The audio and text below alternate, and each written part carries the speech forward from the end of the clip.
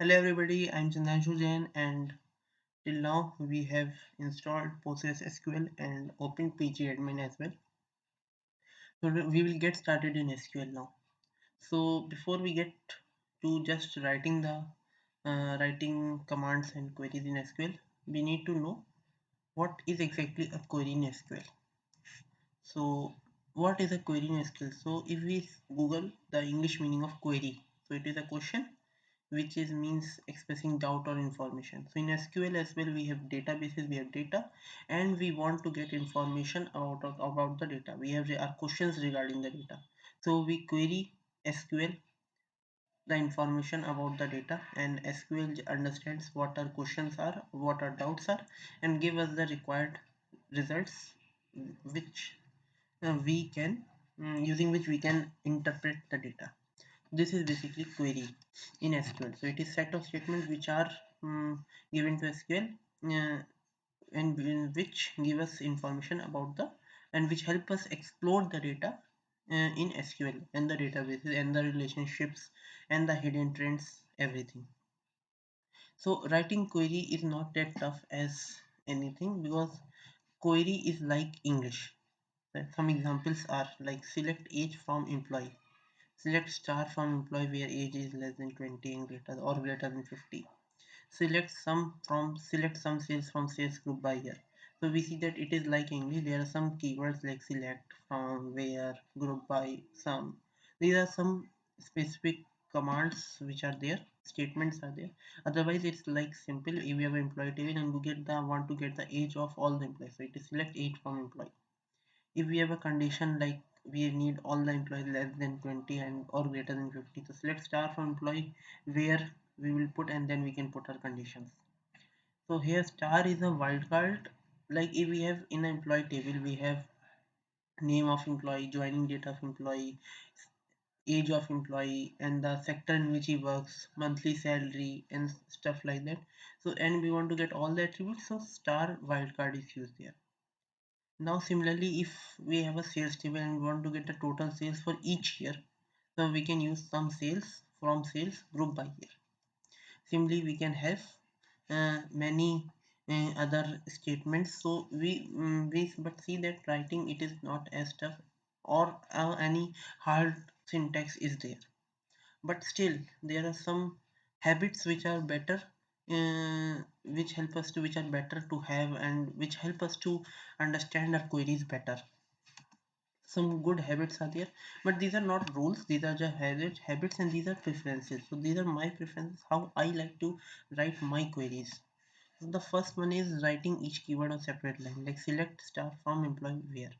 So we have three, select from where, so we write it this way.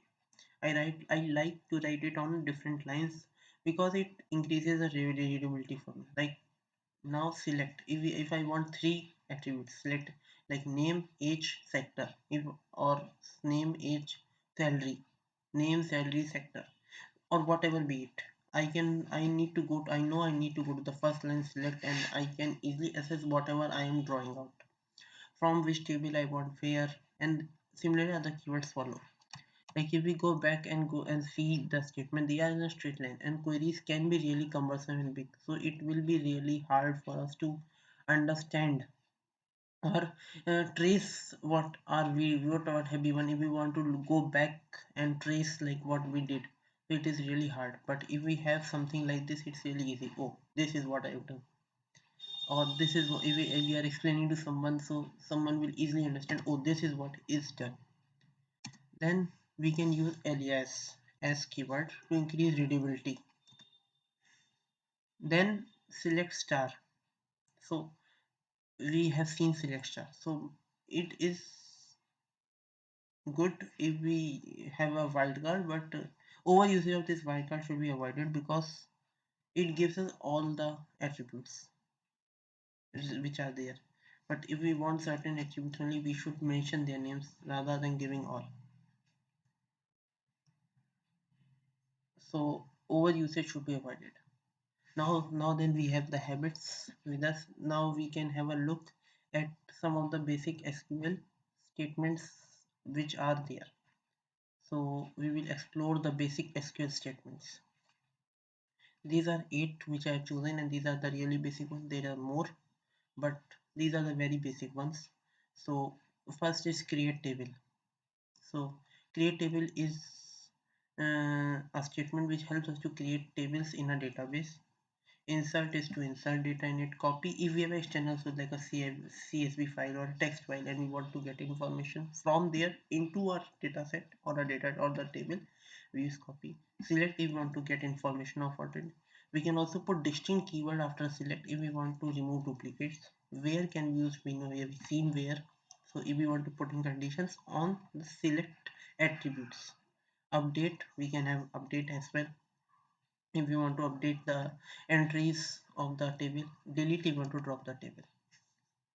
Now we have an acronym called CRUD, which is collection of basic SQL statements: create, read, update, delete. Create table, now read is for select, update and delete. These are the basic SQL CRUD statements. Now in SQL we have relational databases and we have multiple tables which are associated with each other, and we like to have a separate database for them where we have all the relational databases collected together, and we can easily create our own database.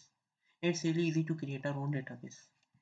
So to create our own database, we need to right click on the database, say, select the create option, enter the name of the database you want and click save. It's really easy.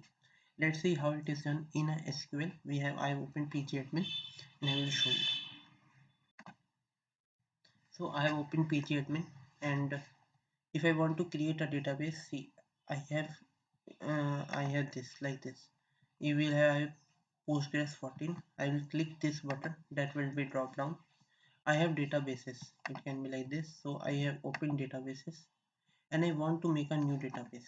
So I will right click this. I will right click database, create database. The dialog box appear. I enter the database like trial DB. Let us click save. It is saving. Now see, I have a trial database.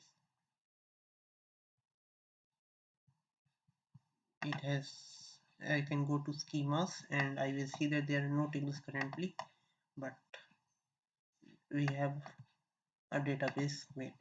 So this is the trial database.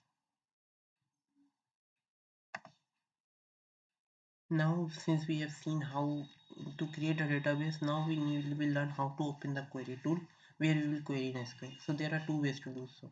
Way one, we can select the database where we want to query so that we have the required tables associated with those database connected.